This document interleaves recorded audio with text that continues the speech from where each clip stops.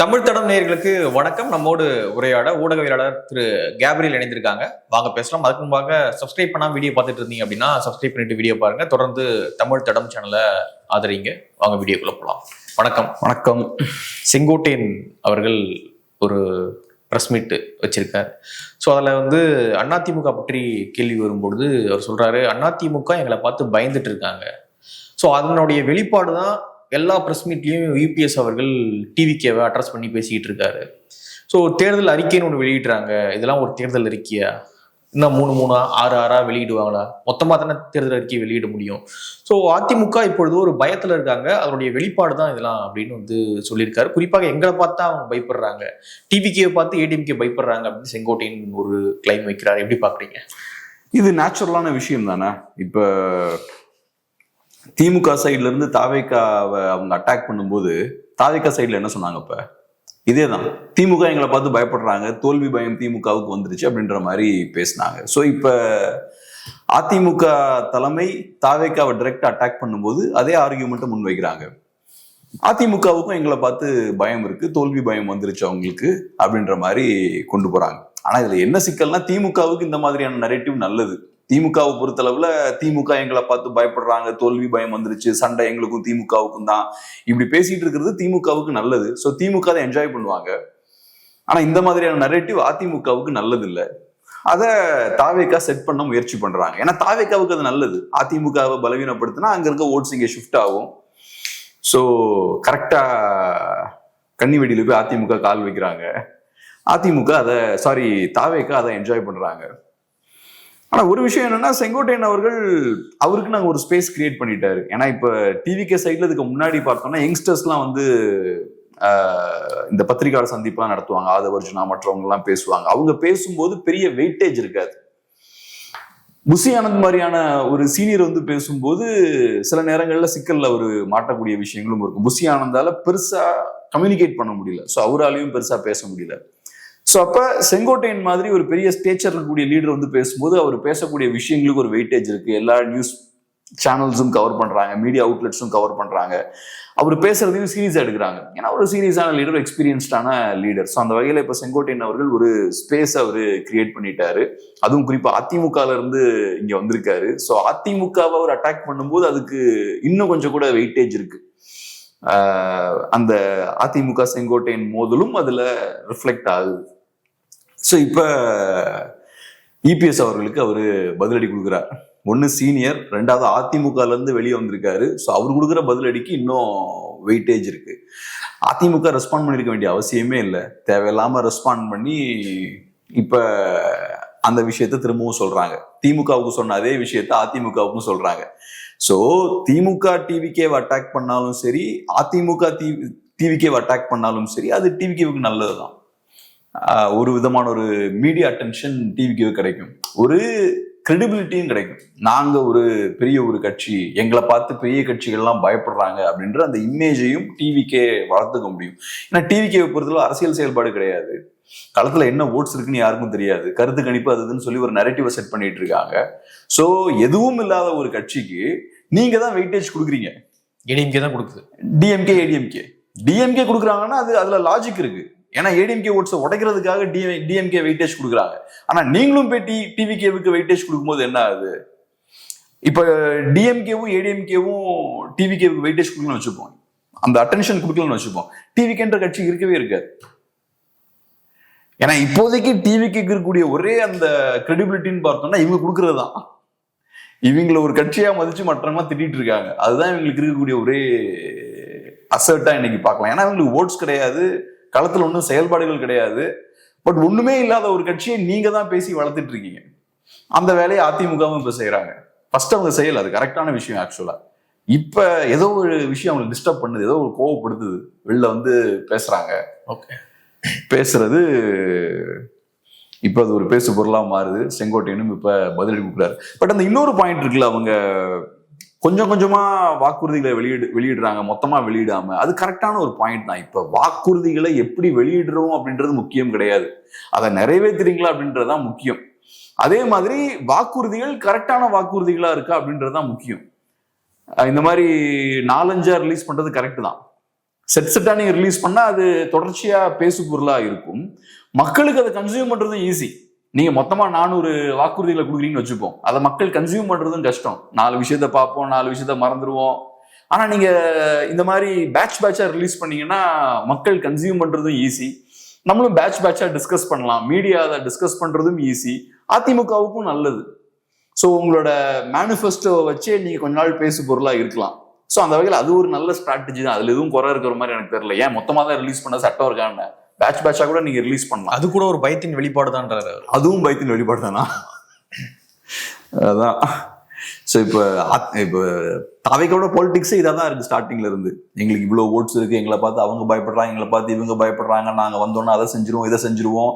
ஒன்றும் செய்யாம எலெக்ஷன் வர வரைக்கும் தான் இந்த பேச்செல்லாம் பேச முடியும். எலெக்ஷன் வந்ததுக்கு அப்புறம் இந்த பேச்செல்லாம் பேச முடியாது. பட் அது வரைக்கும் தாவேக்காவுக்கு ஜாலி தான், அந்த மாதிரி பேசிக்கிட்டே இருக்க வேண்டியதான். அதுக்கு அதிமுக வாய்ப்பளிச்சிருக்க வேண்டிய அவசியம் இல்லை.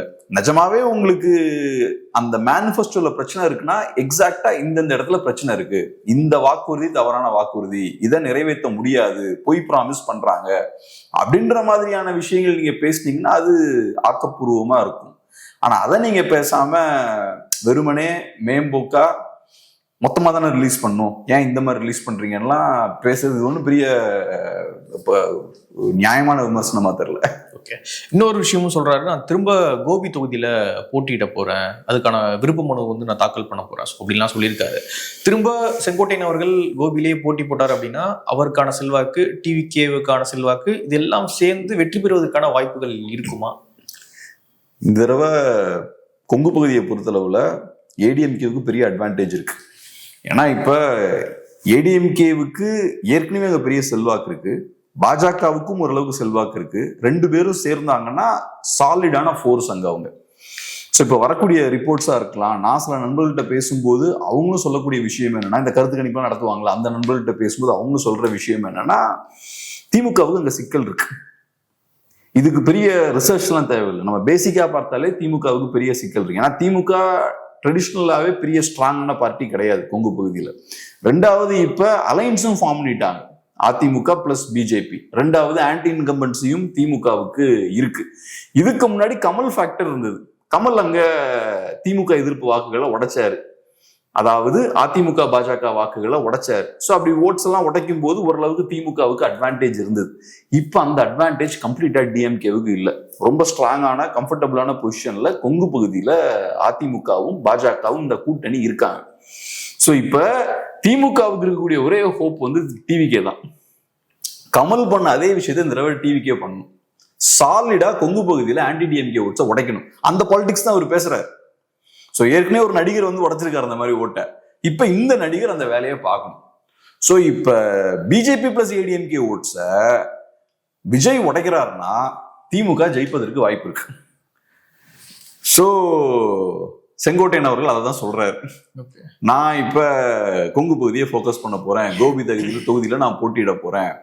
ஸோ எதிர்பார்த்த மாதிரி நல்லா பெர்ஃபார்ம் பண்றாங்கன்னா கொங்கு பகுதியில டிஎம்கேவுக்கு சான்ஸ் இருக்கு. ஆனா எனக்கு என்ன தோணுதுன்னா, அந்த மாதிரி 2வது திரும்ப ஏமாற மாட்டாங்கன்னு நினைக்கிறேன் மக்கள். ஏன்னா கமல் போதும் அப்படின்னு ஏற்கனவே கமல்கிட்ட ஒரு தடவை வெறித்தனமா ஏமாந்துருக்காங்க, திருப்பி இன்னொரு தடவை ஏமாற மாட்டாங்கன்னு நினைக்கிறேன். ஏன்னா கமல்ஹாசனோட ஸ்பெஷாலிட்டி என்னன்னா, வெறித்தனமான ஆன்டி டிஎம்கே ஓட்டர்ஸை வந்து வாங்குறாரு அவர். ஆமா, ஏன்னா அவங்க பாக்குறாங்க அதிமுக ஒன்னும் நம்ம எதிர்பார்க்கிற மாதிரி அட்டாக் பண்ண மாட்டேங்கிறாங்களே திமுகவை. கமல் அப்ப உள்ள வந்து டார்ச் லைட்டை தூக்கி எறிகிறாரு, இந்த விஷயங்கள்லாம் பண்றாரு. ஸோ அதனால பார்த்தோம்னா வெறித்தனமான ஆன்டி டிஎம்கே ஓட்டர்ஸ் வந்து இந்த பக்கம் திரும்புறாங்க கமல் பக்கம். அதே மாதிரிதான் மயிலாப்பூர்லாம், அதனாலதான் கமல் நல்லா பெர்ஃபார்ம் பண்ணுது. அங்க அக்ரெசிவான ஆன்டி டிஎம்கே ஓட்டர்ஸ் இருப்பாங்க, சிட்டி ஃபுல்லாக நல்லா. ஆமா. அப்புறம் சிட்டில அப்கோர்ஸ் ஒரு நல்லா படிச்சவர், கொஞ்சம் விஷயம் உள்ளவராகவும் மக்கள் பார்த்தாங்க. அந்த ஃபார்முலா விஜய்க்கு ஒர்க் ஆகும். ஸோ விஜய் பாத்தீங்கன்னா கமலை விட இன்னும் பெட்டரா ஒரு டிஎம்கேவை அப்போஸ் பண்றாரு, கமலை விட இன்னும் அக்ரெசிவா ஒரு டிஎம்கேவை அப்போஸ் பண்றாரு. ஸோ கமல் செய்த வேலையை விட இன்னும் அதிகமா அந்த வேலையை விஜய் செய்ய முயற்சி பண்றாரு, அதனால இன்னும் அக்ரெசிவா அட்டாக் பண்றாரு. ஸோ இப்ப திமுகவை பொறுத்தளவுல பெரிய ஹெவி வெயிட்ஸ்லாம் இருக்காங்க, செந்தில் பாலாஜி மாதிரியான ஆட்கள் அங்க கொங்கு பகுதியில இருக்காங்க. ஆனா திமுகவுக்கு பெரிய அந்த ஒரு ரிசப்ஷன் அங்க இல்லை.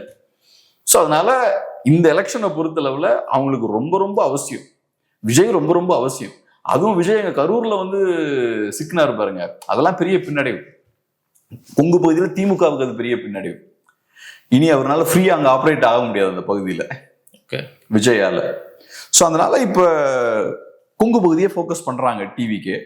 அவங்களோட டார்கெட் என்னன்னா ஏடிஎம்கே ஓட்ஸை உடச்சிடலான்னு பாக்குறாங்க, கமல் பண்ண மாதிரி. ஏன்னா அவங்க எப்படி பார்ப்பாங்க, ஏற்கனவே கமல் ஓட்டை உடைச்சிருக்காரு. ஸோ அங்க மார்க்கெட் இருக்கு. அதுக்கு அக்ரெசிவான ஆன்டி டிஎம்கே ஓட்ஸ் நீங்க உடைக்கலாம், அக்ரெசிவான ஆன்டி டிஎம்கே பாலிடிக்ஸ் பேசி அதை உடைக்கலாம், அதுக்கான மார்க்கெட் அங்க இருக்கு. ஸோ அவங்க அதை டார்கெட் பண்ணுவாங்க, ஏடிஎம்கே ஓட்ஸை உடைக்க பார்ப்பாங்க. பாப்பா என்ன நடக்குதுன்னு. ரொம்ப அந்த மாதிரி பண்ண முடியாதுன்னு நினைக்கிறேன். அப்படியே பண்ணாலும் இப்ப பிஜேபி ஏடிஎம்கே சேர்ந்துருக்காங்க. ஸோ அந்த ஓட்ஸ் எல்லாம் கன்சாலிடேட் ஆகுது. கொங்கு பகுதி கம்ஃபர்டபுளா ஜெயிப்பாங்கன்னு தான் நினைக்கிறேன். பார்ப்போம். ஏடிஎம்கே கூட்டணி ஜெயிப்பாங்கன்னு நினைக்கிறேன். பார்ப்போம். ஓகே, மற்ற இடங்கள்லாம் எப்படி நினைக்கிறீங்க? அது எனக்கு தெரியல, டஃபா இருக்கும். மற்ற இடங்கள்லாம் நீங்க சொல்ற இந்த கான்செப்ட் ஒர்க் ஆகாதா? டிவிக்கே வந்து அங்க உடைக்கிறாங்க, ரைட்டு, ஏடிஎம்கே ஓட்ட உடைப்பாங்கன்னு சொல்றீங்க. மற்ற இடங்கள்லாம் டிவிக்கே பலவீனமாக இருக்காங்களா? அங்கெல்லாம் வந்து கொங்கு பகுதி எக்ஸெப்ஷன். ஒன்னு ஏடிஎம்கேவோட ஸ்ட்ராங். ஒரு காலத்துல எப்படி சவுத் வந்து ஏடிஎம்கேவோட கோட்டையா இருந்ததோ அது மாதிரி கொங்கு பகுதி இன்னைக்கு ஏடிஎம்கேவோட கோட்டை. ஏடிஎம்கேவுக்கு நிறைய ரெப்ரசன்டேஷன் அங்க இருக்கு கொங்கு பகுதியில. ஸோ கொங்கு பகுதியில் கூடிய பிஸ்னஸ் கம்யூனிட்டிக்கெல்லாம் அது ஒரு பெரிய அட்வான்டேஜ் இல்லையா? ஒரு பெரிய கட்சியோட பேக்கிங் இருக்கிறது பெரிய அட்வான்டேஜ். ஸோ அவங்க சப்போர்ட் பண்ணுவாங்க ஏடிஎம்கேவை. அது போக பிஜேபியோட பேக்கிங்கும் அங்க இருக்கு. பிஜேபியும் அங்க ஸ்ட்ராங்கா இருக்காங்க கொங்கு பகுதியில.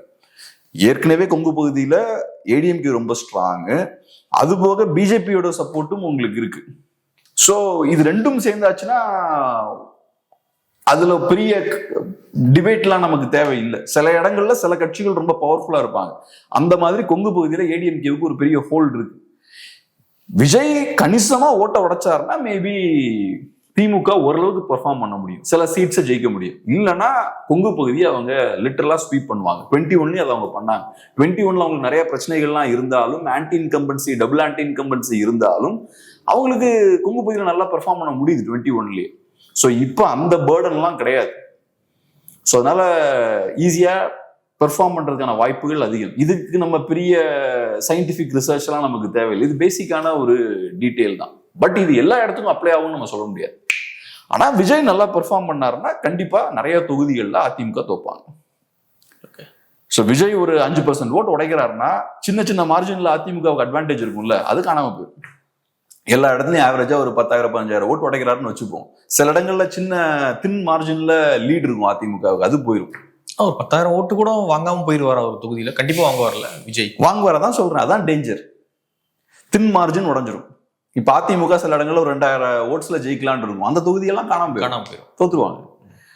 அதெல்லாம் நம்ம எக்ஸாக்டா சொல்ல முடியாது என்ன நடக்கும். அதுக்கெல்லாம் நம்ம கிரவுண்ட்ல சீரியஸா ரிசர்ச் பண்ணணும். ஓகே, அது நமக்கு தெரியல.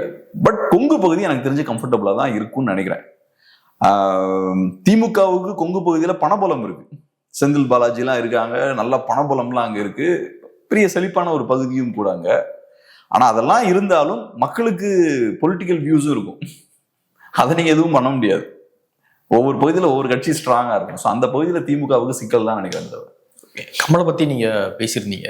நேற்று கமல் அவர்கள் ராஜ்யசபால அவருடைய முதல் ஸ்பீச்சை வந்து பேசியிருந்தாரு. கிட்டத்தட்ட ஒரு 13 நிமிஷம் ஸ்பீச். அது கேட்டீங்களா? நானும் கேட்டேன். எனக்கு கண்டிப்பா அவர் இங்கிலீஷ்லயும் பேசினாரு, தமிழ்லயும் பேசினாரு, லைட்டா தெலுங்குலயும் லைட்டா பேசினாரு. எனக்கு தமிழ்ல பேசுறதே புரியல, இப்ப இங்கிலீஷ்ல பேசுறது எப்படி புரிஞ்சிருக்கும்னு எடுத்துக்கோங்க. ஸோ எப்படி பாக்குறீங்க? எனக்கு என்னன்னா அவர் என்ன பேசுறாருன்னு எனக்கு முக்கியமே இல்லைங்க. அவர் ஒரு அரசியல்வாதி. இந்த 4 வருஷம் அவர் என்ன பண்ணாரு? 2019 கட்சியை ஆரம்பிக்கிறாரு, ஓரளவுக்கு ஆக்டிவா இருந்தாரு. 2021 எலெக்ஷன் முடியுது. அதுக்கப்புறம் அவர் என்ன பண்ணார்? அவரோட பொலிட்டிக்கல் ஆக்ஷன்ஸ்னா என்ன? எனக்கு அதுதான் வேணும். இவர் உட்காந்து பேசுறத உட்காந்து டீகோட் பண்ணிட்டு இவர் இதை சொன்னாரா அதை சொன்னாரா, நீங்க சொன்ன மாதிரி கிளாரிட்டியோடையும் அவர் பேசல. அவர் வந்து ஒரு இன்டெலெக்சுவல் மட்டும் கிடையாது. அவர் அஃப்கோர்ஸ் இன்டெலெக்சுவல் கெப்பாசிட்டி அவருக்கு உண்டு, ஆனா அவர் வெறும் இன்டெலெக்சுவல் கிடையாது. ஒரு மாஸ் ஸ்டார், பெரிய ஒரு ஸ்டார். ஸோ ஃபில்ம் இண்டஸ்ட்ரியில பெரிய ஒரு ஸ்டாரா நீங்க இருக்கீங்கன்னா சாமானிய மக்கள் கிட்ட எது போய் சேருன்றதா உங்களுக்கு நல்லா தெரியும். சாமானிய மக்கள் கன்சியூம் பண்ற மாதிரியான கண்டென்ட்டை தான் நீங்க ப்ரொடியூஸ் பண்றீங்க சினிமாக்கள்ல. ஸோ உங்களுக்கு தெரியும் சாதாரண மக்கள்கிட்ட ஒரு செய்தியை கொண்டு போய் சேர்க்கணும்னா எப்படி எளிமையான முறையில் அதை கொண்டு போய் சேர்க்கணும்னா உங்களுக்கு தெரியும். கோடிக்கணக்கான மக்கள் பார்க்கக்கூடிய விஷயங்கள் தான் நீங்க பண்றீங்க. இப்ப நம்ம பேசக்கூடிய கண்ணு கூட பார்த்தா எல்லாருக்குமான கண்டென்ட் இல்லை. அரசியல் தெரிஞ்சவங்களுக்கு அதுலயும் ஒரு நீஷான ஆடியன்ஸ்க்கு தான் நம்ம கண்டென்ட் ப்ரொடியூஸ் பண்ணிட்டு இருக்கோம். ஆனா கமல் அப்படி கிடையாது, வெகுஜன மக்களுக்கான ஆள். ஸோ அவரு நேத்து நீங்க சொன்ன மாதிரி பேசுறாரு, ரொம்ப காம்ப்ளெக்ஸா பேசுறாரு, எல்லாருக்கும் விஷயம் போய் சேர்ற மாதிரி அவர் பேசல. குழப்பறாரு அப்படின்னா அது இன்டென்ஷனல். ஸோ அவர் இப்பவும் பார்த்தோன்னா ஒரு சினிமா ஸ்டார் மாதிரி அங்கே போய் பெர்ஃபார்ம் பண்றாரு. அந்த ஒரு ட்ராமாட்டிக்கான பெர்ஃபார்மன்ஸ் இருக்கு, அப்படி இப்படின்னு இல்லாம பெர்ஃபார்ம் பண்றாரு. ஆனா அதுல விஷயம்னு பார்த்தா ஒன்றும் இல்லை. எனக்கு இந்த பெர்ஃபார்மன்ஸ்லாம் தேவையில்லை, உங்க ஸ்பீச்சும் தேவையில்லை, எனக்கு தேவை உங்க ஆக்ஷன்ஸ். நீங்க ஒரு பொலிட்டீஷியன், நீங்க ஒரு சினிமாக்காரராக இருந்தீங்கன்னா ரைட் கமல்ஹாசன் அப்படி பேசிட்டார் இப்படி பேசிட்டார், இங்க ஏத்துனார் அங்க இறக்குனார் அப்படின்னா நம்ம கை தட்டிட்டு இருக்கலாம். நீங்க ஒரு பொலிட்டீஷியன், நீங்க 21க்கு அப்புறம் உங்களோட அரசியல் செயல்பாடு என்ன? திமுகவை எதிர்த்து அரசியலுக்குள்ள வந்தீங்க, திமுகவோட போய் இப்ப ஐக்கியம் ஆகுறீங்க, திமுக எதிர்ப்பு வாக்குகளை நீங்க வாங்கினீங்க, அந்த மக்கள் எல்லாத்தையும் நீங்க ஏமாத்திருக்கீங்க. நீங்க அதுக்கப்புறம் அரசியல் ரீதியா நீங்க செயல்படவே இல்லை. உங்க கட்சியில் இருக்கவங்க எல்லாம் போய் திமுக சேர்ந்துட்டாங்க. இப்படிப்பட்ட ஒரு கட்சியை நீங்க வச்சிருக்கீங்க. உங்களால தமிழ்நாட்டுக்கு ஒரு பிரயோஜனம் கிடையாது. எத்தனை போராட்டங்கள் நடத்துனீங்க, எத்தனை இஷ்யூஸ் எடுத்து நீங்க பேசிருக்கீங்க. இங்க நீங்க தமிழ்நாட்டுல கூடிய பிரச்சனைகளை பேசுங்க, அங்க உட்கார்ந்துகிட்டு அது இதுன்னு ஏகப்பட்ட விஷயத்த அங்க போய் பேசிட்டு இருக்கிறத விட்டுட்டு இங்க வந்து தமிழ்நாட்டு மக்களுக்கு கூடிய பிரச்சனைகளை பேசுங்க. அதெல்லாம் எதுவும் பேசாம அங்க போய் நான் பெர்ஃபார்மன்ஸ் கொடுத்தேன்.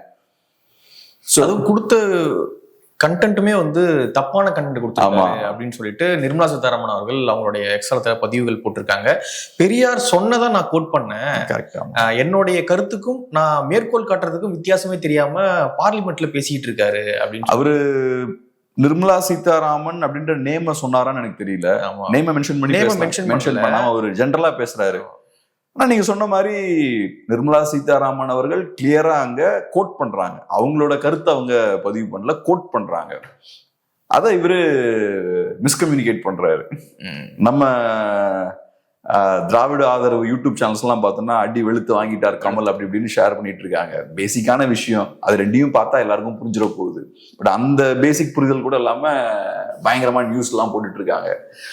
கமல்ஹாசன் அவர்கள் தப்பான இடத்துல இருக்காரு, அவருக்கான இடம் இல்லை அரசியல்.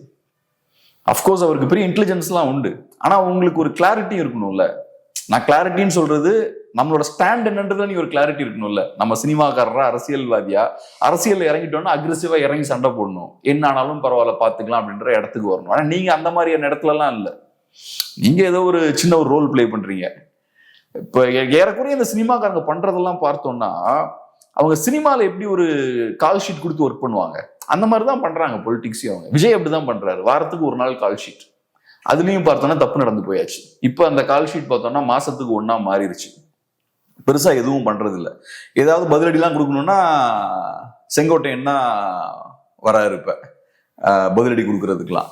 ஸோ பொலிட்டிக்ஸ் அவங்க எப்படி டீல் பண்றாங்க, ஒரு விதமா ஒரு ப்ரொஃபஷனலா சினிமாவை எப்படி ஹேண்டில் பண்ணுவாங்களோ அதே மாதிரி ஹேண்டில் பண்றாங்க. கமல்ஹாசனும் பாருங்க 4-5 இயர்ஸா ஒண்ணுமே பண்ணல, அவர் பாட்டுக்கு சினிமா பண்ணாரு. இப்ப கரெக்டா எலெக்ஷன் சீசன் வரும்போது வெளியே வராரு, கொஞ்சம் ஆக்டிவ் ஆகுறாரு, சீட் ஷேரிங் எல்லாம் பத்தி எல்லாம் பேசுறாரு. இந்த லாஸ்ட் ஒரு 3-4 மந்த்ஸா தான் அவரோட அரசியல் செயல்பாடுகளே இருக்கு. சோ ஒரு சினிமாக்காரர் கரெக்டா இந்த சீசன் வரும்போது, கரெக்டா இப்ப ஏப்ரல் மே வரும்போது குழந்தைகள் படம் எல்லாம் எடுப்பாங்கல்ல சீசனுக்கு ஏத்த மாதிரி, அதே அந்த முன்னாடி பண்ணுவாங்க, இப்ப பண்றாங்கன்னு தெரியல, முன்னாடி பண்ணுவாங்க. இந்த மாதிரிலாம் இந்த 3D படம் எல்லாம் ரிலீஸ் பண்ணுவாங்க, இந்த ஹாலிடே சீசன்ல கார்ட்டூன்ஸ் எல்லாம் ரிலீஸ் பண்ணுவாங்க. ஸோ அந்த மாதிரி கரெக்டா எலெக்ஷன் கிட்ட நெருங்கும் போது பார்த்தோம்னா இந்த எலெக்ஷன் சீசன் வருது, பணம் நிறைய பொருளும்னு எல்லாருக்கும் தெரியுது. கரெக்டா அந்த டைம்ல நீங்க உள்ள வரீங்க, ஏதோ ஒரு வேலையை நீங்க பாக்குறீங்க. உங்க அரசியல் செயல்பாடே அங்கதான் ஆரம்பிக்குது. இங்க இருக்கிற நிறைய கட்சிகள் அப்படிதான் பண்ணிட்டு இருக்காங்க, நீங்களும் அதே விஷயத்தை தான் பண்றீங்க. ஒரு விதமான ப்ரொஃபஷனலா கரெக்டா இந்த டைம் மட்டும் கொஞ்சம் கால் ஷீட் கொடுத்துட்டு அப்படியே நீங்க வரீங்க. இது ரொம்ப அபத்தமா இருக்கு. இதை எப்படி மக்கள் ஏத்துக்கிறாங்கன்னு எனக்கு தெரியல. அவங்களுக்கு ஒரு கான்பிடன்ஸும் இருக்கு பாருங்க, மக்கள் எதை சொன்னாலும் ஏத்துப்பாங்கன்ற ஒரு நம்பிக்கையும் அவங்களுக்கு இருக்கு பாருங்க. நம்ம பாக்குறோம், எனக்கு ரொம்ப அபத்தமா இருக்கு. ஏன்னா அவர் வந்து ஒரு விஷயத்த ஒரு அரசியலை முன்வைக்கிறாரு, அதுக்கு நேர்மாறான இன்னொரு அரசியலை இப்ப கையில் எடுக்கிறாரு, திமுகவோட போய் க்ளோஸ் ஆயிட்டாரு. அப்ப டெக்னிக்கலா மக்கள் அவரை தூக்கில போட்டிருக்கணும். ஆனா இப்பவும் அவரு சீட் நெகோசியேஷன்ல ஈடுபட்டு இருக்க மக்கள் தூக்கி போட்டாங்கன்னா இல்லையா நமக்கு தெரியாது. இல்ல அவர் போட்டி போடல. இல்ல நான் என்ன சொல்றேன், நம்ம இன்னும் எலெக்ஷன் ஃபேஸ் பண்ணல, பட் அவர் இப்ப சீட்ஸ் எல்லாம் கேட்கிறாரு. ஸோ அவருக்கு அந்த கான்பிடன்ஸ் இருக்குல்ல, எனக்கு ஓட் போடுவாங்கன்ற கான்பிடன்ஸ் இருக்குல்ல. ஓகே, அந்த மக்கள் ஓட் போட மாட்டாங்க மேபி, ஆனா வேற யாரோ ஓட் போடுவாங்கன்ற ஒரு நம்பிக்கை இருக்குல்ல. என்ன பொறுத்தளவுல நீங்க இன்னைக்கு திமுகவை ஆதரித்து நீங்க பேசினாலும், ஏறக்குறைய திமுகவோட அரசியல் நீங்க பேசினாலும், திமுக ஆதரவாளர்களே இவர் ஏத்துக்க கூடாது. ஏன்னா இவரு திமுக எதிர்ப்பாளர்கள்ட்ட விசுவாசமா இல்லைல்ல, அப்ப திமுக ஆதரவாளர்கிட்ட விசுவாசமா இருப்பாரு அவரு. விசுவாசம்ன்றது அதுதானே. இப்ப நானும் நீங்களும் எதிரியா இருக்கலாம், ஆனா உங்ககிட்ட ஒருத்தர் விசுவாசமா இல்லைன்னா என்கிட்ட விசுவாசமா இருக்க மாட்டார்ல. விசுவாசம்ன்றது ஜென்ரலான ஒரு விஷயம் இல்ல, ஐடியாலஜி சார்ந்த ஒரு விஷயம் கிடையாது. ஏதாவது ஒரு ஐடியாலஜி நீங்க விசுவாசமா இருக்கணும்ல, அது இல்லையே இங்க. சோ அப்ப ஆனா இந்த மக்கள் இப்படி பார்க்க மாட்டேங்கிறாங்கல்ல. நேத்து ஒரு குரூப்பை ஏமாத்திருக்காங்க, இன்னைக்கு இன்னொரு குரூப்பை சப்போர்ட் பண்ணி பேசிட்டு இருக்காரு, சீட்ஸும் கேட்கிறாரு அவரு. சோ அவருக்கு அந்த கான்பிடன்ஸ் இருக்கு பாருங்க. 6 சீட்டு வரை கேட்கிறாருன்னு சொல்றாங்க. 6 சீட்டு வரை நியூஸ் அந்த மாதிரி எல்லாம் பாக்குறோம். 6 சீட்டு. ஓகே. அப்படிப்பட்ட நியூஸ். ஒரு ஒரு சின்ன அரசியல் செயல்பாடுலையும் ஈடுபடாம குவைட்டா இருக்கக்கூடிய, டார்மெண்டா இருக்கக்கூடிய ஒரு கட்சி இதை எதிர்பார்க்கறாங்க. எனக்கு கொஞ்சம் சீட்ஸ் வேணும்னு எதிர்பார்க்கறாங்க. அவங்களுக்கு அந்த கான்பிடன்ஸும் இருக்கு, மக்கள் நம்மளை ஏத்துப்பாங்கன்ற நம்பிக்கை இருக்கு, அதனால சீட்ஸ் கேட்கறாங்க. நம்ம கண்டெஸ்ட் பண்ணிடலாம், பாத்துக்கலாம், நமக்கு அதுக்கான ஸ்ட்ரென்த் இருக்கு. எனக்கு தெரியல, எனக்கு அவங்க வேட்பாளர்கள்லாம் யார் இருக்காங்கன்னா நமக்கு தெரியல, பட் அவங்களுக்கு கான்பிடன்ஸ் இருக்கு. மக்கள் வந்து கமல்ஹாசன் அவர்களை ஏத்துப்பாங்கன்னு தெரியல, ஏன்னா புது நடிகர் வந்துட்டாரு. சோ நீங்க வேண்டாம், நீங்க பழசாயிட்டீங்க, புது நடிகர் வந்துட்டாரு அப்படின்னு சொல்லிட்டு விஜய் தான் ஏத்துப்பாங்க. டிஃபரன்ஸ் இருக்கு. புதுசா வந்தவர் வந்து ஆன்டி டிஎம்கே பிளாட்ஃபார்ம்ல இருக்காரு, பழைய ஆள் இப்ப ப்ரோ திராவிடியன் பிளாட்ஃபார்முக்கு போயாச்சு. ஸோ 2 பேரும் வேற வேற மார்க்கெட்டை தான் டச் பண்றாங்க. இப்ப வந்து விஜயோட வருகையால அதிமுக, பாஜக, நாத்தாக்கா இவங்களுக்குலாம் பிரச்சனை இருக்கலாம், ஏன்னா அவங்க எல்லாம் ஆன்டி டிஎம்கே ஓட்ஸை ஃபோக்கஸ் பண்றாங்க. ஆனா இப்ப கமல் டார்கெட் பண்றது வேற ஓட்ஸை. ஸோ இப்ப அவர் திமுக கிட்ட இருந்து ஒரு 5-6 சீட்ஸ் வாங்குறாருன்னு வச்சுப்போம். அங்க திமுக ஸ்ட்ராங்கா இருப்பாங்க, கொஞ்சமாவது ஸ்ட்ராங்கா இருப்பாங்கல்ல. ஸோ அந்த ஓட்ஸ்லாம் அவருக்கு டிரான்ஸ்ஃபர் ஆகும். அது போக கமல்ஹாசனோட அந்த இமேஜ் ஓவராலா 234 சீட்ஸுக்கும் திமுகவுக்கு உதவும். கமல் இந்த மாதிரி ஏதாவது பேசுவார் எலெக்ஷன் டைம்ல, சில நேரங்களில் கேம்பெயின் போவாரு. ஸோ அது ஓவராலா திமுகவுக்கு யூஸ் ஆகும். அப்படிதான் கனெக்ட் பண்ணுவாங்கன்னு நினைக்கிறேன். இப்படி காங்கிரஸே ஜெயிக்க வைக்கிறாங்க, அந்த மாதிரி ஏதாவது பண்ண வேண்டியதுதான். இப்போ கமல் தோத்துட்டாரு, இனிமே அவருக்கு அந்த பொலிட்டிக்கல் லைஃப் பெருசா இல்லை அப்படின்னு தெரியுது. அவரு டிஎம்கே கூட அலைன் ஆகி ஏதோ சஸ்டைன் பண்ணிட்டு இருக்காரு, அவங்க பர்ஃபார்ம் பண்ண சொல்றாங்க, ஏதோ பர்ஃபார்ம் பண்ணிட்டு இருக்காரு. இதே போல ஒரு தோல்வியை விஜய் சந்திக்கும் பட்சத்தில் இப்படி போயிட்டு திமுக கூட அலைன் ஆகி இந்த அளவுக்கு பர்ஃபார்ம் பண்ண முடியுமா விஜயால? கமல் கொடுக்குற பர்ஃபார்மன்ஸை விஜயால அங்க கொடுக்க முடியுமா அப்படின்னு பாக்குறீங்களா நீங்க? தேவை தான் பண்ணுவாங்க, யோசிக்காம எல்லாமே பண்ணுவாங்க.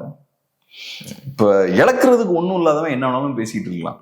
நம்ம எல்லாம் இந்த மாதிரி பேசிட்டு இருக்கோம்னா இழக்கிறதுக்கு நமக்கு ஒன்றும் கிடையாது. ஆனா பெரிய இடத்துல இருக்கவங்க வந்து ஸ்ட்ராட்டஜிக்கா எல்லாம் யோசிச்சு என்னென்ன ஆப்ஷன்ஸ் இருக்குன்றதெல்லாம் பார்த்து, நம்ம என்ன இழப்போம் இதை எடுத்தா, இதை செஞ்சா நம்ம கெயின் பண்றதுக்கு என்ன இருக்கு, இதெல்லாம் பார்த்து கால்குலேட் பண்ணி தான் அவங்க பண்ணுவாங்க. கன்சல்டன்ஸ் இருப்பாங்க, 4-5 இடத்துல இருந்து அவங்களுக்கு அட்வைஸ்லாம் பண்ணுவாங்க. முக்கியமான மேல் இடத்துல நிறைய அட்வைஸ்லாம் வரும். ஸோ எல்லா ஆப்ஷன்ஸையும் கரெக்டாக பார்த்துட்டு தான் அவங்க டிசிஷன்ஸை எடுப்பாங்க. ஸோ விஜய் இன்னைக்கு பொலிட்டிக்ஸ்குள்ள வராருன்னா கேர்ஃபுல்லாக யோசிச்சு தான் வந்திருப்பார். நம்ம கரெக்டாக சினிமாவை அந்த டைம்ல ரிலீஸ் பண்றோம். ஸோ சினிமா அரசியலுக்கு உதவும், அரசியல் சினிமாவை ப்ரொமோட் பண்றதுக்கு உதவும். இந்த கால்குலேஷன்ஸ்லாம் போட்டு எடுத்து தான் அவரு உள்ள வராரு. இந்த கடைசி சினிமான்றதெல்லாம் நான் நம்பல. ஜனநாயகன் ஒன்று கடைசி படமெல்லாம் இருக்காது. மாத்தி நாளைக்கு வேற ஏதாவது பேசினா யாரும் எதுவும் கேட்க மாட்டாங்க. நான் ஏற்கனவே சொன்ன மாதிரி கமல்ஹாசன் இன்னைக்கு அரசியலை மாத்திட்டாரு, யார் என்ன கேட்டா யாரும் கேட்க மாட்டாங்க. விஜய் நாளைக்கு அவரோட நிலைப்பாட்டை மாத்தினாலும் என்ன சொல்லுவாங்க, ஆஹா என்னோட வேண்டுதல் வீண் போகல, தலைவர் திரும்ப வந்துட்டாரு அப்படின்னு சந்தோஷம் தான் போடுவாங்க எல்லாரும். சினிமா காப்பாற்றப்பட்டு, ஆமா சினிமா காப்பாற்றப்பட்டு விட்டது, நான் கூட ரொம்ப வருத்தத்துல இருந்தேன், தலைவரை பார்க்க மாட்டோன்னு வந்துட்டார், இனி பிரச்சனையே இல்லை அப்படின்னு வேற ஒரு சைட்ல சவுண்டை கொடுத்துட்டு ஓடிடுவாங்க. அவரு சொல்லிடுவாரு, நீங்க ஆசைப்பட்டீங்களா அதுக்காக தான் வந்திருக்கு அப்படின்னு. தொண்டர்கள் எல்லாம் ரொம்ப வருத்தப்படுறாங்க. அதே மாதிரி அரசியல அந்த மாதிரி போயிட்டா இப்ப இருக்கிற ஒரு நன்மதிப்பு இருக்குமா? கமல்ஹாசன் மீது மக்கள் நம்பிக்கை இழந்ததுக்கு முக்கியமான காரணமே அதுதான். இப்போ வந்து வெகுஜன மக்களுக்கு அன்னைக்கு இருந்த கமல்ஹாசன் மீது அவங்க வைத்த மதிப்பு இன்னைக்கு கிடையாது. கமல்ஹாசன் அன்னைக்கு பெரிய ஒரு இதுவா பார்த்தாங்க, பெரிய மதிப்போடு இன்டெலெக்சுவலா பார்த்தாங்க. ஆனா இன்னைக்கு கமல்ஹாசன் மீது மக்கள் அந்த அளவுக்கு மதிப்பு வச்சிருக்காங்களான்னு கேட்டீங்கன்னா பேசுற அளவுக்கு எனக்கு தெரியல. நீங்க யூஸ் பண்ற யாட்ஸ்டிக் வேறையா இருக்குன்னு நினைக்கிறேன். இப்ப கமல்ஹாசன் அவர்கள் மேல இருக்கக்கூடிய நன்மதிப்புன்னு நீங்க எதை பேஸ் பண்ணி அதை கால்குலேட் பண்றீங்க? நான் எப்படி பாக்குறேன்னா, கமல்ஹாசன் அவர்கள் 21க்கு அப்புறம் ஃப்ரீ ஆகுறாரு, சினிமாவை ஃபோக்கஸ் பண்றாரு, விக்ரம் படம் கொடுத்துட்டாரு. எனக்கு தெரிஞ்ச லாஸ்ட் 15-20 இயர்ஸ்ல விக்ரம் படம் மாதிரி பெரிய ஹிட் அவருக்கு எதுவுமே இல்லையே. ஸோ விக்ரம் படத்தை கொடுத்துட்டாரு, அது போக வேற படங்கள் ப்ரொடியூஸ் பண்றேன்றாரு. அவருக்கு வயசு 70க்கு மேல ஆச்சு, பட் அவர்னால இந்த விஷயங்களை இப்பவும் பண்ண முடியுது. ஸோ அவரோட மார்க்கெட்டை அது பெருசா டிஸ்ட்ராய் பண்ண மாதிரி எனக்கு தெரியல. நான் பார்த்த அளவுல விஜயகாந்த் அவர்களோட மார்க்கெட் காலி ஆயிருச்சு. அவரு அரசியலுக்கு வந்ததால அதுக்கப்புறம் விஜயகாந்த் அவர்களோட அரசியல் பயணம் பார்த்தோம்னா அவரோட அந்த சினிமா பயணம் பார்த்தோம்னா பெரிய லெவல்ல பின்னடைவை சந்திக்குது. அது மேபி அவருக்கு வயசும் ஆயிருச்சு, அது கூட ஒரு காரணமா இருக்கலாம். பட் டைமிங் வைஸ் பார்த்தோம்னா இது நடக்குது. ஆனா கமலுக்கு அப்படி நடக்கலையே. ஸோ இப்போ நன்மதிப்புன்னு நம்ம என்ன எதாவது சொல்றோம், நம்ம 4 இன்டெலெக்சுவல்ஸ் பேசுற விஷயம் இல்லையா, பத்திரிகையாளர்கள் பேசுற விஷயம் இல்லையா, அது அவங்க கவலையப்பட மாட்டாங்க. அதனால அவங்களுக்கு என்ன லாஸ்? அவங்க எதிர்பார்க்கிறது ஒரு சினிமாக்காரன் நல்ல படங்களை நான் ப்ரொடியூஸ் பண்ணும், அரசியல்வாதியா இருந்தான்னா ஓரளவுக்கு ஒரு 4-5 சீட்ல கொஞ்சம் பெர்ஃபார்ம் பண்ணும். இதுதான் அவங்களோட எதிர்பார்ப்பு. இல்ல இப்போ அது நடக்குது இல்ல. ஆமா, விக்ரம் படம் ஜெயிச்சது சினிமாவா நான் சொல்றேன். சினிமாவா அவர் இன்டெலெக்சுவல் தான், அவரு சினிமாவா மக்கள் அவர் மீது மதிப்பு தான் என்னைக்கும் வச்சிருப்பாங்க, என்னைக்குமே வச்சிருப்பாங்க. ஸோ அது வேற விஷயம். நான் சொல்றது பொலிட்டிக்கலா, இன்னைக்கு பொலிட்டிக்கலா கமலஹாசன் யாரு அப்படின்னு மக்கள் கிட்ட நீங்க போய் கேட்டீங்கன்னா மக்கள் பாசிட்டிவா தான் பேசுவாங்கன்னு நினைக்கிறீங்க நீங்க கமல் பத்தி? அதை பத்தி கண்டுக்க மாட்டாங்கன்னு நினைக்கிறேன். திமுகவை பத்தி யாரும் பாசிட்டிவா பேச மாட்டாங்க. நீ திமுகவை பத்தி எட்டாவது கேளுங்களேன், திமுக ஆதரவாளர்கள் கூட பெருசா சப்போர்ட் பண்ண மாட்டாங்க. அதிமுகவை பத்தி கேளுங்க, அதிமுக ஆதரவாளர்கள் கூட பெருசா சப்போர்ட் பண்ண மாட்டாங்க. இன்னொரு அதிமுக ஆதரவாளரோட அவங்க பாசிட்டிவா பேசிப்பாங்க. இப்ப நீங்களும் நானும் அதிமுக பத்தி பேசணும்னா திமுகவுக்கு தேவலாங்க அது அப்படின்ற மாதிரிதான் பேசுவாங்க. அதே மாதிரி திமுக ஆதரவாளர்கிட்ட போனீங்கன்னா பாஜக இருக்கு அதனால சப்போர்ட் பண்ணுவோன்ற மாதிரி பேசுவாங்க. யாருமே ஃபுல் கன்விக்ஷனோட முழு ஆதரவை இந்த கட்சிகள்லாம் கொடுக்க மாட்டாங்க. ஏன்னா அவங்களுக்கே தெரியும் டிஃபெண்ட் பண்ண முடியாது இந்த கட்சிகளை. இந்த கட்சிகள் பல ஆண்டுகள் தமிழ்நாட்டை ஆட்சி பண்ணியிருக்காங்க. இந்த கட்சிகளை அவங்களால டிஃபெண்ட் பண்ண முடியாது. ஸோ ஏதோ வேற சில காரணங்களுக்காக பண்ணுவாங்க. இப்ப கமல்ஹாசன் திமுகவோட அலைன்ஸ் ஃபார்ம் பண்ணிட்டாருன்னா இந்த லாஜிக்லாம் அவருக்கும் அப்ளை ஆகும். கொஞ்சம் பேர் ஓட் போடுவாங்க, திமுகவை நான் சப்போர்ட் பண்றேன்னு கொஞ்சம் பேர் ஓட் போடுவாங்க, காங்கிரஸ் சப்போர்ட் பண்ண கொஞ்சம் பேர் ஓட் போடுவாங்க, பாஜக எதிர்ப்புன்ற பேர்ல கொஞ்சம் பேர் கமலுக்கு ஓட் போடுவாங்க. இந்த ஃபேக்டர்ஸ்லாம் அவருக்கு ஓரளவுக்கு டிரான்ஸ்ஃபர் ஆகும். கமல்ஹாசன் ஓவராலா இந்த அலைன்ஸுக்கு ஒரு விசிபிலிட்டியை கிரியேட் பண்ணி கொடுப்பாரு. நேஷனல் லெவல்லையும் கமல்ஹாசனால இந்த அலைன்ஸுக்கு ஒரு விசிபிலிட்டி கிடைக்கும். அதுவும் தேவைதான். நம்ம நினைப்போம் எலெக்ஷன் இங்க தானே அப்படின்னு நினைப்போம். திமுகவுக்கு வேற ஆம்பிஷன்ஸ்லாம் டெஃபினட்டா இருக்கு. ஸோ நேஷனல் லெவல்லையும் கமல்ஹாசன் மாதிரியான ஒரு பெரிய ஒரு ஸ்டார் திமுக அலைன்ஸை பேக் பண்றதை அவங்க விரும்புவாங்க. ஒரு இமேஜ் நேஷனல் லெவல்ல இந்த அலைன்ஸுக்கு கிரியேட் ஆகும். ஸோ இந்த மாதிரியான அட்வான்டேஜ் எல்லாம் இருக்கு. இவ்வளவுதான் பார்ப்பாங்க. நீங்க சொன்ன மாதிரி ஒரு பேர் கெட்டு போயிருக்கு. ஃபர்ஸ்ட் அவரை தூய்மையான அரசியல்வாதி நினைச்சாங்க. இப்ப விஜய தூய்மையான அரசியல்வாதின்னு கொஞ்சம் பேர் நம்பிட்டு இருக்காங்கல்ல, அந்த மாதிரி அப்ப கொஞ்சம் பேர் நம்பினாங்க. அவங்க ஏமாற போறாங்க. அடுத்த எலெக்ஷன்ல இன்னொரு தூய்மையான அரசியல்வாதி தேடி போறாங்க. அவங்க அந்த மாற்று வேணும்னு நினைக்கிறவங்க இந்த மாதிரி மாறி மாறி ஒவ்வொரு எலெக்ஷனும் போய்கிட்டே தான் இருப்பாங்க. அவங்களுக்கு பெரிய அரசியல் புரிதல் இருந்ததுன்னா அரசியலை பேஸ் பண்ணி சப்போர்ட் பண்ணுவாங்க. ஸோ அரசியல் புரிதல் இல்லாம இருக்கனால நீங்க போறது. கமல்ன்ற இண்டிவிஜுவல் நம்பில அவங்க போறாங்க, அரசியலை நம்பி போல. கமல்ன்ற அந்த இண்டிவிஜுவல் பெரிய ஆள், அவர் கண்டிப்பா காப்பாத்திடுவாரு. விஜய்ன்ற இண்டிவிஜுவல் ரொம்ப நல்லவர். அவர் பாருங்க அவ்வளவு இன்னசென்டா சிரிக்கிறாரு பாருங்க. அவர் பேசும்போது ரொம்ப ஹானஸ்டா பேசுவாருங்க அப்படின்ற மாதிரிலாம் சொல்லிட்டு அவரை சப்போர்ட் பண்ணுவாங்க. ஏன்னா அவங்க அரசியலை பார்த்து ஓட் போடல, இண்டிவிஜுவலை பார்த்து ஓட் போடுறாங்க. அப்ப கண்டிப்பா ஏமாற்றம் நடக்கதான் செய்யும். ஆனா ஒவ்வொரு எலெக்ஷனுக்கும் புதுசா அந்த ஒரு குரூப் ஃபார்ம் ஆகிட்டே தான் இருப்பாங்க. ஆனா நான் தான் சிஎம் அப்படின்னு சொல்லக்கூடிய ஒரு சினிமாக்காரர் விஜய் தான் கடைசின்னு நினைக்கிறேன். அதன் பிறகு ஒருத்தர் வருவாரான்னு தெரியல. நான் தான் சிஎம் அடுத்தது அப்படின்னு கட்சி ஆரம்பிச்சு குதிக்கக்கூடிய ஒரு சினிமாக்காரர் வருவாரான்னு தெரியல. அது விஜய் தான் கடைசின்னு நினைக்கிறேன். மேபி இருந்தா நல்லது. உங்களோட வார்த்தை பழிச்சா ரொம்ப நல்லது. இல்ல கண்ணு கெட்ட தூரம் வரைக்கும் அவ்வளவு பெரிய ஸ்டார் இல்லைன்னு நினைக்கிறேன். சிவகார்த்திகேயன் இருக்காரு, இப்பயே பராசக்தி எல்லாம் பண்ணிருக்காரு. ஆனா விஜய் மாதிரியான ஒரு ஃபிளாப் ஆயிருச்சானா ஒரு ஸ்டார் இல்ல அவரு நினைக்கிறேன். இன்னும் 10 வருஷம் கழிச்சு எப்படி இருப்பான்னு சொல்ல முடியாதுல்ல. சிவகார்த்திகேயன் இப்ப எங்கான ஒரு ஆக்டர் தானே. என்ன 40 இயர்ஸ் இருக்குமா? 50 ஆகும்போது மேபி அவரும் ஒரு பெரிய ஒரு ஸ்டார் ஆகலாம். இன்னைக்கு ரஜினி இருக்கிற இடத்துக்கு விஜய் போயிடலாம், விஜய் இருக்கிற இடத்துக்கு சிவகார்த்திகேயன் வரலாம். நீங்க விஜய் நல்லா யோசிச்சு பாருங்க. ஒரு காலத்துல சிவகார்த்திகேயன் டைப் ஆஃப் மூவிஸ் தான் அவர் பண்ணிட்டு இருந்தாரு. ஒரு 50% காமெடி, ஒரு 50% ஆக்ஷன் இருக்கும். அப்புறம் திடீர்னு ஒரு பாயிண்ட்டுக்கு அப்புறம் பார்த்தா ஒரு ஒரு டிஃப்ரெண்டான ஒரு லெவலுக்கு அவரு போகிறாரு. குறிப்பா கமல், ரஜினி எல்லாம் கொஞ்சம் ரிவர்ஸ் போகும்போது அவரு ஒரு ஸ்பேஸை கிரியேட் பண்றாரு. தெரியல, என்னன்னாலும் நடக்கலாம். நடக்காம இருந்தா நல்லது. இந்த சினிமாக்காரங்க பின்னாடி ஓடிட்டு இருக்கிறது தவறு. அது இல்லாம இருந்தா நல்லது. தமிழ் மக்களுக்கு அரசியல் புரிதல் வேணும். அக்ரஸிவான பொலிட்டிக்ஸை தமிழ் மக்கள் கையில் எடுத்துட்டாங்கன்னா நடிகர்கள்லாம் அதுக்கப்புறம் அட்டென்ஷனுக்கு வருவாங்க. இப்ப நமக்கு பெரிய அரசியல் புரிதல் இல்லை, அதனால இவங்க பிடிச்ச விஷயங்கள்லாம் பண்றாங்க. ரெண்டாவது முக்கியமான விஷயம் என்னன்னா, எலெக்ஷன் முடிஞ்சாச்சுன்னா அந்த நடிகர்கள்லாம் இவ்வளவுதான் தெரிஞ்சிடும். அது எல்லா நடிகர்களுக்கும் பொருந்தும். எம்ஜிஆரை தவிர மற்ற எல்லா நடிகர்களுமே எலெக்ஷனுக்கு அப்புறம் ஷ்ரிங்க் ஆயிடுறாங்க. இவ்வளவுதான், அந்த 10 தான், இந்த 5 தான் அப்படின்றது புரிஞ்சிடும். கமல் கேஸ்ல 3 4. ஸோ அதனால விஜயும் அதே தான். இந்த எலெக்ஷன் வர்றதுக்கு முன்னாடி நம்ம இமேஜினேஷனை அப்படியே பிளே பண்ண விடலாம். விஜய்க்கு 20%, விஜய்க்கு 40%, 2 கோடி ஓட்டு, விஜய் வந்தாருன்னா இந்த கூட்டணி காலி ஆயிரும், விஜய் வந்தாருன்னா அந்த கூட்டணி காலி, இப்படிலாம் பேசிக்கிட்டே இருக்கலாம். ஆனா எலெக்ஷன் முடிஞ்சதுக்கு அப்புறம் எக்ஸாக்டா விஜய்னா என்னன்ற அந்த புரிதல் நமக்கு வந்துடும். அப்போ உங்க இமேஜினேஷன்லாம் வச்சு நீங்க பிளே பண்ண முடியாது. இப்ப விஜய் ரசிகர்கள் எல்லாம் பேசிட்டு இருக்கிறது என்ன, டிவியில உட்காந்துட்டு குண்டக மண்டக்கு எதையாவது பேசிட்டு இருக்காங்கல்ல. இந்த 100 விஷயங்கள் இப்ப பேசிட்டு இருக்கீங்கன்னா நாளைக்கு நீங்க 5 விஷயம் தான் பேச முடியும். விஜய் 2.5 கோடி ஓட்டு வாங்குவார்னா நீங்க பேசிட்டு இருக்க முடியாது. அவர் என்ன வாங்கினாரோ அதான் பேச முடியும். சோ அதுவே இந்த நடிகர்களுக்கு ஒரு பெரிய ஒரு ரெஸ்ட்ரிக்ஷன். இந்த நடிகர்களை பத்தி நம்ம பார்வை எல்லாமே இமேஜினேஷன் தானே. விஜய் பர்சனலா என்ன நமக்கு தெரியாது, ஆனா ரசிகர்களுக்கு ஒரு கனவு இருக்கும். அவரு பர்சனலா தங்கமானவர், எல்லாருக்கும் சாப்பாடு போடுவாரு, சிரிச்ச முகமா இருப்பாரு, இப்படி இதோ கனவுல இருப்பாங்க. ஆனா எலெக்ஷன்ல அப்படியே இருக்க முடியாது. எலெக்ஷன் வர வரைக்கும் தான் நீங்க கனவுல இருக்க முடியும். எலெக்ஷன் ரிசல்ட் வந்துச்சுன்னா கமல்ஹாசன்னா 3% தான், விஜய்னா இத்தனை % தான் செட் ஆயிடும். அது செட் ஆயிடுச்சுனாலே இவங்க அப்படியே சுருங்கிடுவாங்க. ஸோ அதனால அது கமலுக்கு நடந்தது 100% விஜய்க்கும் நடக்கும். நிறைய விஷயங்களை நம்மோடு பகிர்ந்துக்கிட்டீங்க. நன்றி. நன்றி.